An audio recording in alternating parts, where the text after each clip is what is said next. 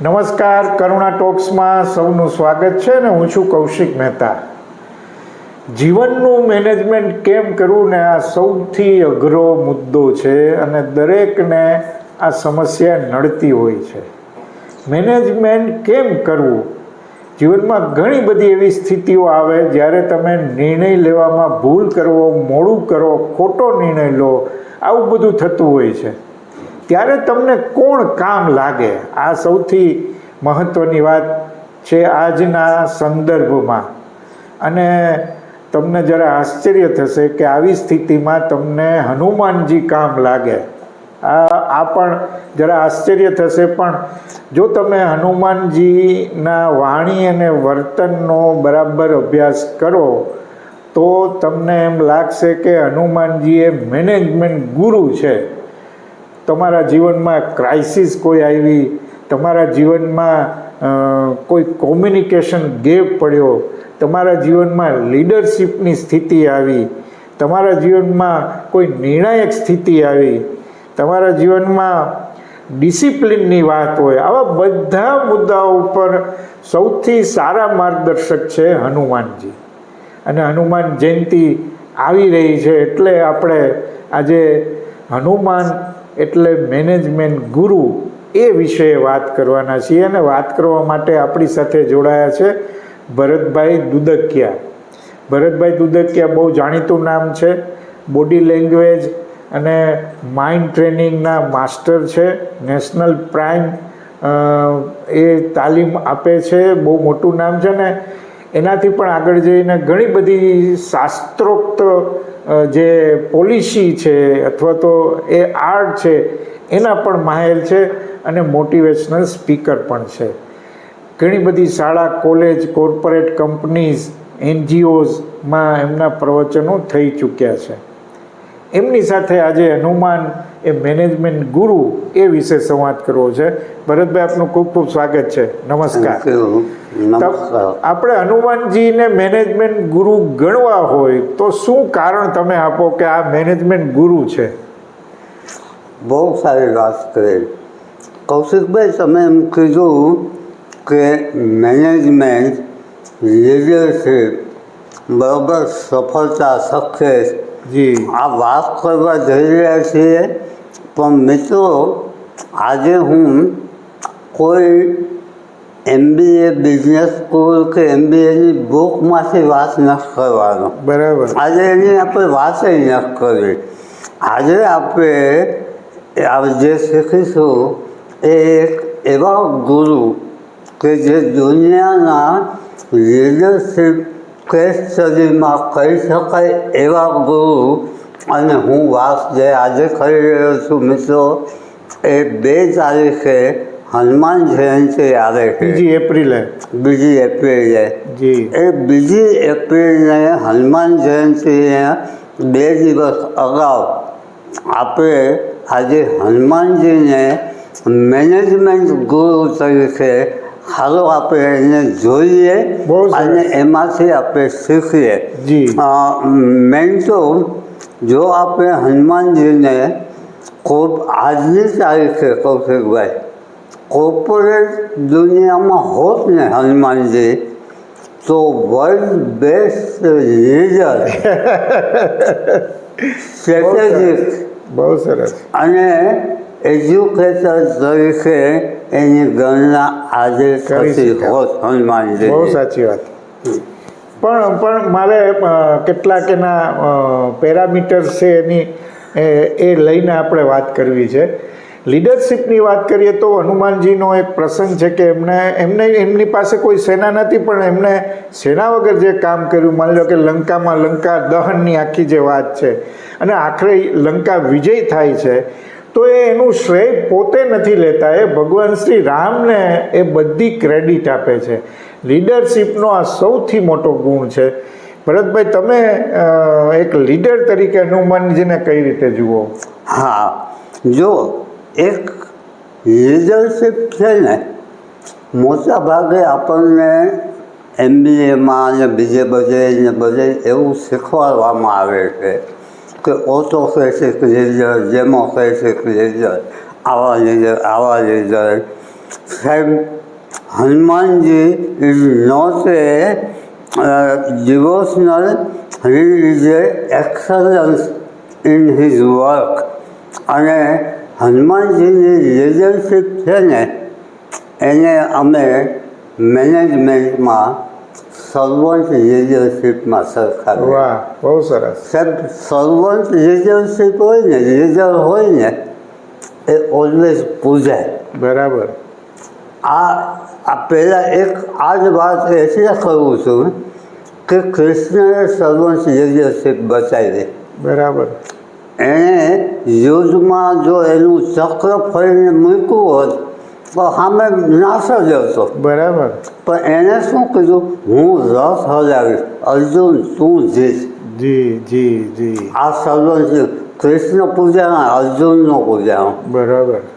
એમ રામની હારે હનુમાનજી પૂજાના શું કામ, તો કે એ સર્વન્ટ લીડર છે. બરાબર. બરાબર. એણે કહી હનુમાનજીની પાસે અપરંપાર શક્તિ હશે, અપરંપાર. જી. પણ તેઓ હંમેશા એમ જ કહેતા કે હું શ્રી રામનો સેવક છું. બહુ સાચી વાત. હું સેવા કરું છું. અને એટલે લોકો એની ઉપર માનતા ગ્રેટ લીડર સર્વ ફર્સ્ટ એન્ડ લીડ આફ્ટર. બરાબર છે. બરાબર છે. હંમેશા એ લીડ પહેલાં સર્વ કરે. બહુ સાચું. અને એનામાં હતું બીજું લીડરશીપનો એક ગુણ કે એનામાં ઈગો નહોતો જલ્દી. જી જી. અને એણે એમ ક્યારે જ ન કીધું કે સીતા મારા થકી આવ્યા. બરાબર. બરાબર. સાચી વાત. સાચી વાત. એણે ક્યારેય એમ ન કીધું કે લક્ષ્મણજી છે ને એ હું ન હોત ને તો ન જીવાવત. સાહેબ આ જે ઈગો છે ને એ ઈગો, અને એટલે જ success is team effort, not a personal ego. બહુ સાચી વાત. આ જે વસ્તુ છે.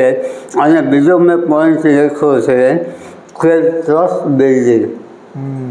લીડરશીપમાં તમારી પાસે આ મસ્ત અને મસ્ત કે લોકોનો વિશ્વાસ જીતવો જોઈએ.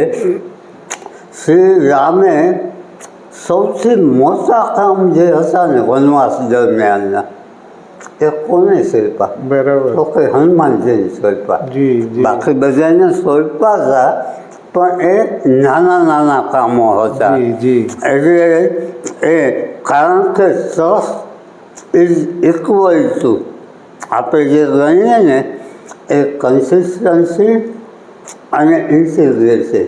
બરાબર. આ બે પોઈન્ટ હોય ને તો ટ્રસ્ટ લોકોમાં આવી જાય.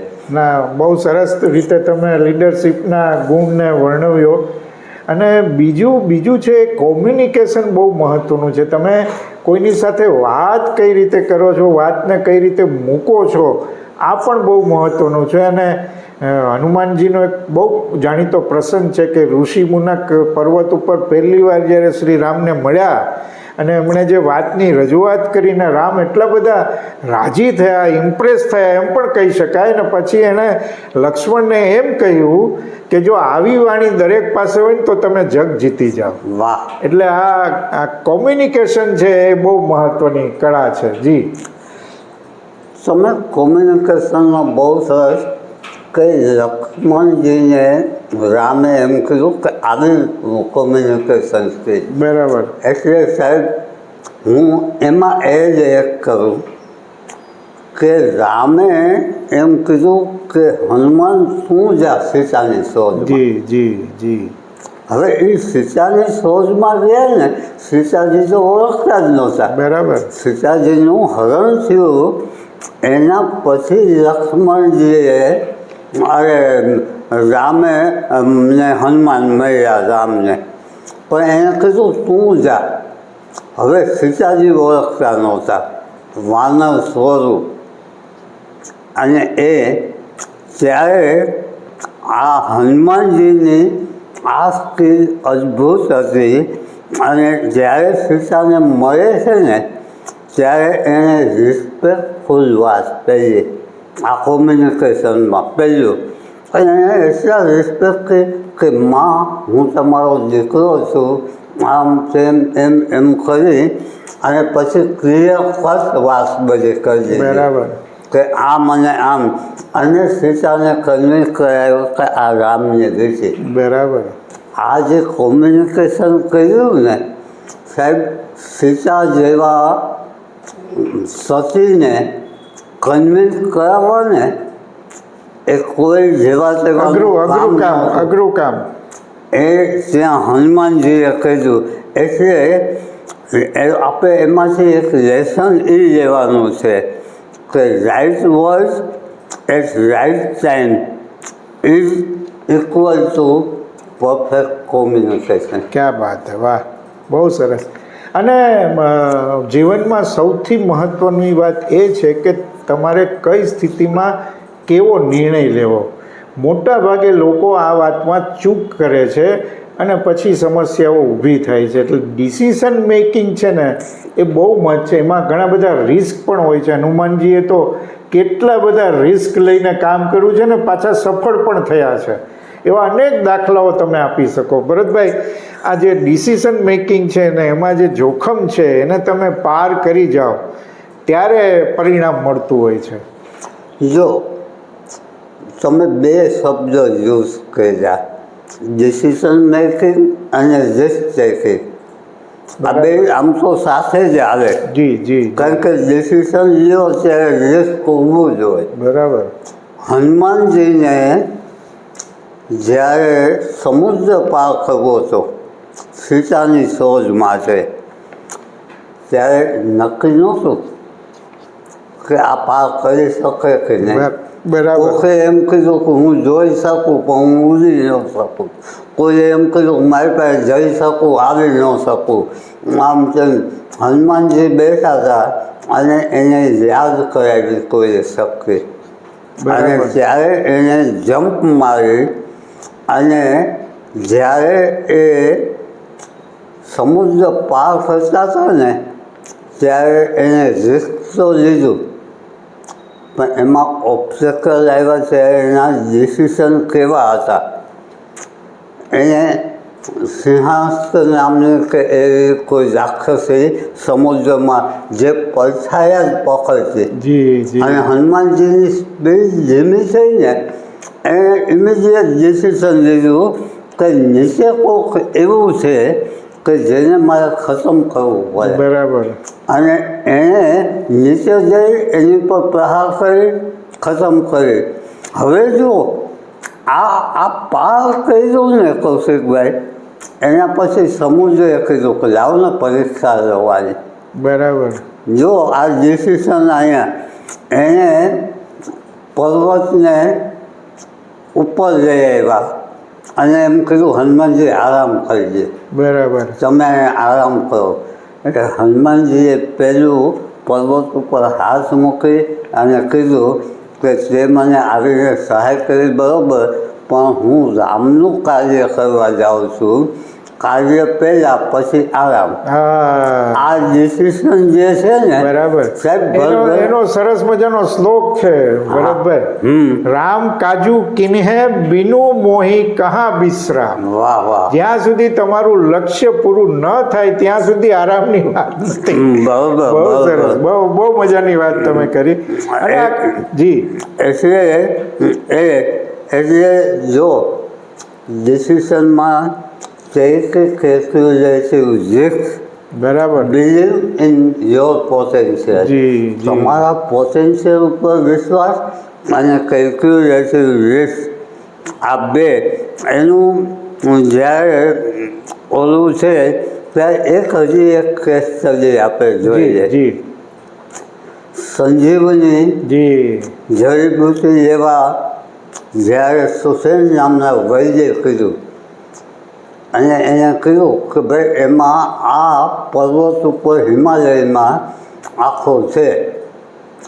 હવે જો અહીંયા ડિસિઝન મેકિંગ ક્યાં કોર્પોરેટ પોલિટિક્સ આપણા પર્સનલમાં કામ આવે. હવે જો ટાઈમ નહોતો, સવાર પડી જાય કટોકટી હતી, સવાર પડે એ પહેલા અને હનુમાનજી તો પહોંચવાનું વેજ નહોતા. જી જી એને ખબર જ ઓળખ નથી કે સંજીવની કઈ છે વનસ્પતિ. છે. એટલે એને શું કર્યું, છલાંગ લગાવી અને એને કીધું કે ભાઈ કાંઈ વાંધો નહીં, એ મારામાં તો બળ છે, હું લઈ આવું. જ્યારે આ કામ માણસો કરી શકે ને ત્યારે હંમેશા સમજવું. અને એ આખો પર્વત એવા સુશીલ નામના વૈદ્ય એમ કીધું કે આ સંજીવની. અને લક્ષ્મણનો કોઈનું પણ તમે ઇમરજન્સી કામ હોય ને ત્યારે બુદ્ધિ હલાવવાની કંઈ જરૂર ન હોય. આ બહુ સાચી વાત. અને આજે તમે જુઓ કે રશિયા યુક્રેનની યુદ્ધ 4 વર્ષથી ચાલે છે, ઈરાક ઉપર ઇઝરાયલ અને અમેરિકાના હુમલા ચાલે છે, પાકિસ્તાને અફઘાનિસ્તાન ઉપર હુમલા શરૂ કર્યા છે, અને એના કારણે જે ક્રાઇસિસ ઊભી થઈ છે, ક્રૂડ ખાસ કરીને ક્રૂડ તેલ ગેસની, એના કારણે બીજી ઘણી બધી સમસ્યાઓ ઊભી થઈ છે. આવી સ્થિતિમાં તમારામાં જો મેનેજમેન્ટ સ્કિલ ન હોય તો તમે દેશના વડા હો કે રાજ્યના વડા હો તો આખી પ્રજાને એની નિષ્ફળતા, એની સમસ્યાઓ સહન કરવી પડતી હોય છે.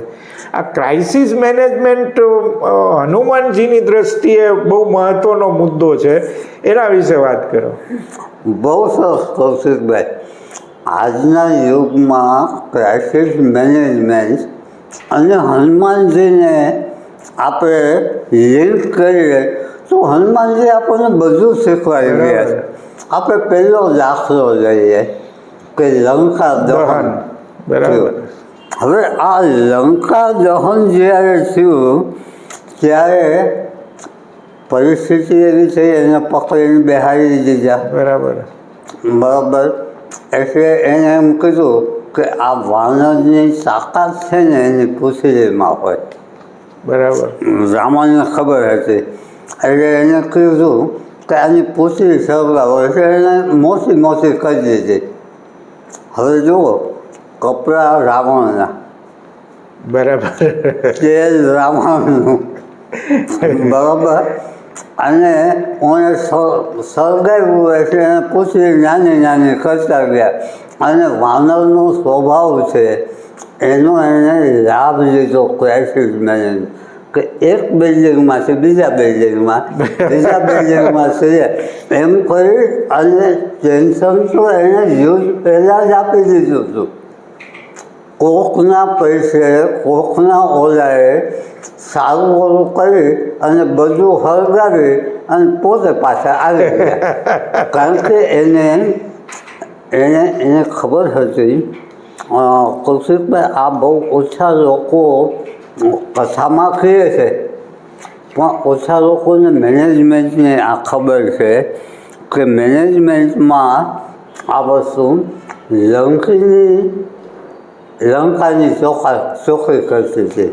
બરાબર. અને એને કહ્યું કે હું જવા ન દઉં. ત્યારે એને એક મુઠ્ઠીના પ્રહારથી એટલે અહીંયા મારી એની બુદ્ધિ ઉપર. અને લંકીનીએ હનુમાનજીને કીધું કે હનુમાનજી, હવે લંકાનો નાશ છે, કે જે દિવસે મને કોઈ વાનર મારશે તેથી આ લંકાનો નાશ છે. એટલે હનુમાનજીને ખબર હતી આનો નાશ થવાનો, એટલે એને ક્રાઇસિસ મેનેજમેન્ટમાં એક હળગાવીને ભાગી આવ્યા. બહુ સાચી વાત, બહુ સાચી વાત. બહુ મજાનો દાખલો છે. એટલે બોલ્ડ ડિસિઝન લેવું પડે. જી જી. અને આજે એક બીજી સમસ્યા આપણે બાળકોથી માંડી અને મોટેરાઓ સુધી જોઈએ છીએ, ફોકસ નથી હોતું.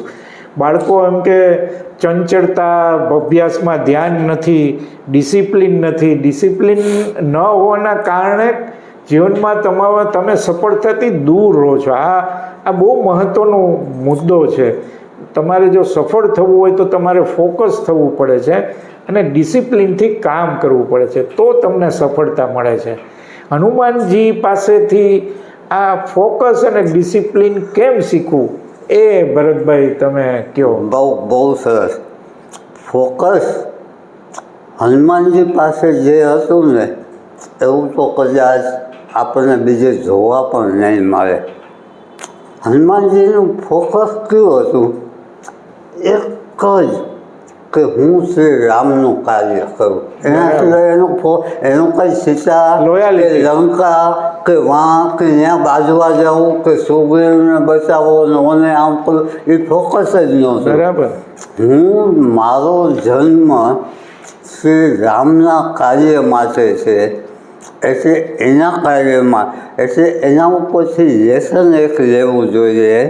અને એ clarity of goal is equal to 50% success. બરાબર, બહુ સાચી વાત. 50% તમારી પાસે સફળતા ત્યારે જ આવી જાય જો તમારી પાસે ક્લિયરિટી. હવે આજના સમયમાં તમે જે વાત કરી કે ભણવામાં આમાં તેમાં, આજના સંજોગોમાં આપણે વાત કરીએ તો કૌશિકભાઈ, બાળકોને આપણે બેસીને એ સમજાવવાનું કે આ 1 વર્ષનું તારું ફોકસ એ તારી જિંદગીનું કેરિયર. તો એને કોઈ તું ભણશે, નોકરી મળી જશે, નોકરી મળી જશે, પૈસા સારા, તારા લગ્ન સારી જગ્યાએ થઈ જશે, આ તે એવું જ શીખવાડવા મારે. બરાબર. એ નહીં શીખવાડો કે ભાઈ તું ફોકસ આજે રાખીશ તો કાલ તારે. અને મેં હનુમાનજીમાંથી આ શીખ્યું છું. હું એક મારી વાત પણ કહું કે મારો અવાજ અત્યારે આવો છે જી, પણ હું હનુમાનજીમાંથી એ શીખ્યો, મેં મારું ફોકસ એ રાખ્યું કે બોલતા શીખું, અવાજ ગમે હોય. ક્યાં બાત હે, વાહ. અને આજે હું 3 દિવસના લેક્ચર આપું. આ અવાજે લોકો એમ ન કહેતા મારી 50% સફળતા તો મેં ફોકસ બોલવા ઉપર. એટલે મને હનુમાનજી ઉપર જે રિસ્પેક્ટ છે ને સાહેબ, હનુમાનજી છે ને એ આપણે એની ગદા ઉપર જ ઓલું કરીએ સાહેબ, એની સ્ત્રી ઉપર અભિમાન કરવા. બરાબર, બરાબર. અને આપણને ટેવ પડી ગઈ છે કે આવા જે મહાન ચરિત્રો છે ને એને આપણે પૂજવાનું કરીએ છીએ, પછી એમાંથી શીખવાની બધી બાદબાકી થઈ જાય. પણ આમાં તમે એક મુદ્દો મને બહુ ગમે એવો એ છે કે ઇમોશનલ ઇન્ટેલિજન્સ. આ જરા અઘરો શબ્દ છે, એને ભરતભાઈ પાસેથી આપણે સમજવો પણ છે. કારણ કે આપણે આર્ટિફિશિયલ ઇન્ટેલિજન્સ ને ઇમોશનલ ઇન્ટેલિજન્સ ને આવું બધું સાંભળ્યા કરીએ છીએ, પણ ઇમોશનલ ઇન્ટેલિજન્સ શું છે અને હનુમાનજી પાસે એ શીખવા જેવું શું છે એ આપણે જાણવું છે ભરતભાઈ. યસ, એટલે ઇમોશનલ ઇન્ટેલિજન્સ એ હનુમાનજી પાસે ખૂબ હતી. બરાબર. એમાં 2 જ વસ્તુ યાદ કરવાની છે, ત્રીજી વસ્તુનો કોઈ સ્કોપ જ નથી જોવો તો. જી. એક તો ક્યારે નમ્ર બનવું અને ક્યારે શક્તિ વાપરવી. બરાબર, બરાબર. આ 2 પણ આવડી જાય ને જી, એટલે તમારે ગુસ્સે થવાનું છે, થવું જ પડે. જી. આંખ દેખાડવી પડે. પણ નમ્ર બનવાનું આવે ત્યારે નમ્ર બનો. આને ઇમોશનલ ઇન્ટેલિજન્સ કહે છે. બરાબર. જો તમે આજે માણસ કઈ કક્ષાએ છે ખબર? આ 2 આમ છે એના પેરામીટર. આમ અહીંયા રહેવું જોઈએ તો ઇમોશનલ. આપણે કોઈકને પ્રેમ કરીએ ને તો એટલા સોનાઈ જાય, તું તો મારા આમ છો ને આમ છો ને આમ છો. બરાબર. હેટ કરીએ ને તો એટલા અંતિમ છેડે છે. ઇમોશનલ ઇન્ટેલિજન્સી વચ્ચે રહેવાની વાત છે. ગુસ્સે થવું હોય તો સવારે ખરું, બધાને ગુસ્સો. કૃષ્ણને આવ્યો, રામને આવ્યો તો સમુદ્રની સામે એક વખત તીર લઈ અને કીધું કે હવે રસ્તો નહીં બતાવો તો હું સૂકવી નાખીશ. બરાબર. ગુસ્સો કરાય, પણ એ જ સમુદ્રને એને આશીર્વાદ આપ્યા હતા. બહુ સારું. એટલે આ ઇમોશનલ ઇન્ટેલિજન્સ છે. જી. એટલે હનુમાનજી પાસે આવું શીખવાનો અઢળક છે. તમે જે જે રીતે હનુમાનજીને મૂલવવાનો પ્રયત્ન કર્યા કરો એમાંથી નવા નવા આ એવો સાગર છે કે તમે ડૂબકી મારો એટલા મોતીઓ મળે. આ એવું એમની પાસે મેનેજમેન્ટ છે. અને મોડર્ન કોર્પોરેટની જો વાત કરીએ આજના યુગની જે એમાં એપ્લિકેશનની જે વાત છે તો ભરતભાઈ થોડો એના ઉપર પ્રકાશ પાડો. મોડર્ન કોર્પોરેટમાં સાહેબ હનુમાન મોડેલ યુઝ બરાબર, બહુ સાચી વાત. આ શબ્દ હવે નવો આપણે લાગે. 5S ને ઢીકણું ને ફલાણો ને એવા બધા જાપાનીઝ મોડેલ ને આ મોડેલ ને કરીએ છીએ પણ આપણા હનુમાનજીએ હનુમાન મોડેલ બરાબર આપેલું. બરાબર. અને એમાં સૌથી પહેલું સ્ટેપ જે છે આ હનુમાનજી મોડેલમાં કે એઝ એ એમ્પ્લોયી તરીકે સૌથી પહેલાં કોર્પોરેટમાં આપણી લોયલ્ટી હોવી જોઈએ. બરાબર. વફાદારી લોયલ્ટી વગર ક્યાંય આજે મેં કેટલાય લોકોને મને એમ કે સાહેબ અમને નોકરી નથી આવી ફરિયાદ કૌશિકભાઈ બહુ આવે મારી પાસે. અમે ગવર્મેન્ટ શું કરે છે આમ. મેં કહ્યું તમે પહેલાં વફાદારીપૂર્વક નોકરી કરો, જે પગાર આપે એમાં. તમને વચ્ચેમાં દાખલો આપું. કાજલ ઓઝાએ એકવાર વિડીયો મૂક્યો અને એને માણસોની જરૂર હતી અને માણસો આવે ને પછી કે હું એને પગાર પૂછું ને એટલે કે મને તો 35 તો જોઈએ, 40 તો જોઈએ. એટલે એણે કીધું પહેલાં તમે દાખલ તો થાવ, કામ તો બતાવો, પરફોર્મ તો કરો જે તમે કરી રહ્યા છો. લોકોની અપેક્ષાઓ એમ અત્યારે મા બાપે આજ શીખવાડે છે. બરાબર કે ભાઈ તને 8,000નો પગાર હોય ને આ પગાર આ પેકેજ હોય ને તો સારું. પણ એકચ્યુઅલી સૌથી પહેલી લોયલ્ટી બતાવો. બહુ સાચી વાત. કે ભાઈ હું કામ કરું પછી, અને હું તો મેનેજમેન્ટમાં કહું છું, આજે એક વાત પણ કહી દઉં કે કહું છું કે તમારા જે એમ્પ્લોયર હોય ને એને એક વખત પહેલી બનાવી દે. વાહ. એવું સરસ કામ કરો કે એને એમ થાય આના વગર નહીં આવે. પછી તમે એમ કહો કે હું જાઉં તો કોઈ બોલ તારે શું જોઈશે. જી બહુ સાચી. અને અત્યારની જેનજી ભાષામાં કહું તો જેનજી કે એને જોબ એડિક્ટ બનાવી દો. બરાબર. જેમ જોબનો એડિક્ટ માણસ એના વગર રહી ન શકે એમ તમે એઝ એ એમ્પ્લોયી તમારા વગર તમારું સંસ્થા કે બોસ રહી ન શકવો જોઈએ. તમારી જરૂરિયાત ઊભી કરી દો. હા, ત્યારે એવું પાવર.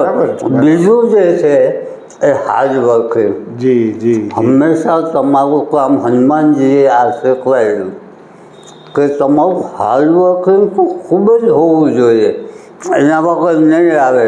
અને થર્ડ એનો પોઈન્ટ છે કોર્પોરેટમાં કે પ્રોબ્લેમ સોલ્વર તો હોવા જ જોઈએ. તમે આપણે શું કહે એ મારું કામ ક્યાં છે. બરાબર. બહુ સાહેબ તમે કોઈ પણ સંસ્થામાં છો, કોર્પોરેટમાં છો, પોલિટિક્સમાં છો કે તમે એન્ટરપ્રેન્યોર છો, આ બધે તમારે પ્રોબ્લેમ સોલ્વર તો થવું પડશે.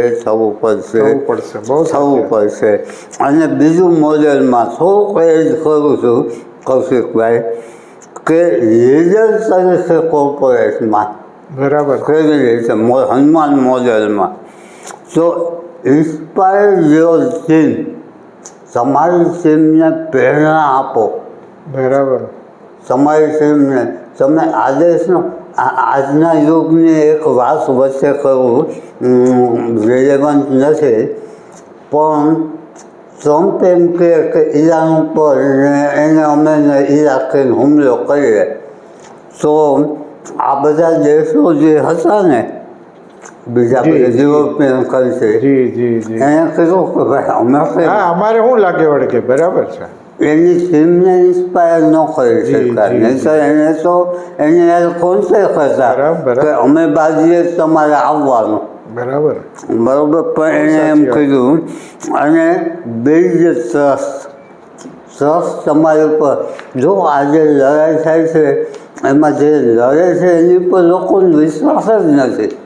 બહુ સાચી વાત. સાહેબ કોઈ દેશનો વડો ટ્વિટર ઉપર કે એક્સ ઉપર મૂકે કે અમે આ કર્યું એ રસ ન આવે આપણને. બરાબર. બરાબર. બહુ સારું. અને તે કે રિસ્પોન્સિબિલિટી જે કાંઈ હોય પછી એ સારું હોય કે ખરાબ હોય એની જવાબદારી લેવાની આ મારી તાકાત હોવી જોઈએ. જવાબદારી છે. બહુ સાચી. આ મારી બહુ હું સરસ. ફેલ થયો તો મારી જવાબદારી, સફળ થયો તો મારી ટીમની. બરાબર. બહુ બહુ સાચી. બહુ સરસ. એટલે આપણે મેનેજમેન્ટમાં ઘણા બધા મોડેલનો ઉપયોગ કરીએ છીએ. એમાં 5S બહુ જાણીતું મોડેલ છે. પણ હવે આ હનુમાન જયંતીની પૂર્વ સંધ્યાએ આપણે વાત કરીએ છીએ ત્યારે હનુમાન મેનેજમેન્ટ મોડેલ પણ આપણે બનાવવાની જરૂર છે, જે આપણને અનેક સ્થિતિમાં કઈ રીતે આગળ વધવું જોઈએ એની સાવ સીધી સાદી ટીપ આપે છે. એવા હનુમાનજીની આપણે પૂજીએ, એની પ્રાર્થના કરીએ બરાબર, પણ હનુમાનજીના જીવનમાં એના વાણીના વર્તનમાંથી આપણે શીખી શું શકીએ એ સૌથી મહત્ત્વની વાત છે. ભરતભાઈ, તમે અમારી સાથે જી કૌશિકભાઈ, થોડું ક્લોઝિંગમાં મને કહેવું છે. જી આખરે મારે એ એક સંદેશો આપો. હનુમાનજી આપણને શીખવે છે કે સફળતા માત્ર સ્ક્રીનમાં જ નથી. બરાબર. બરાબર. કેરેક્ટર, કમિટમેન્ટ અને clarity is equal to success. તો જ તમે એક ગુરુ બની શકો. કૌશિકભાઈ, આજે હનુમાન જયંતિના 2 દિવસ અગાઉ આપણે હાલો ને આજ લોકોને કહીએ કે મિત્રો, તમારી અંદર પણ એક હનુમાનજી છે. બરાબર. હવે એને જગાડો, એને જાગૃત કરો. આ મેં અને કૌશિકભાઈ થઈને એક સંદેશો આપ્યો છે.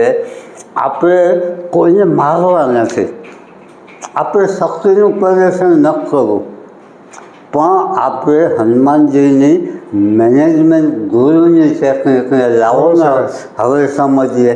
Thank you. બહુ સરસ. આભાર ભરતભાઈ. Thank you.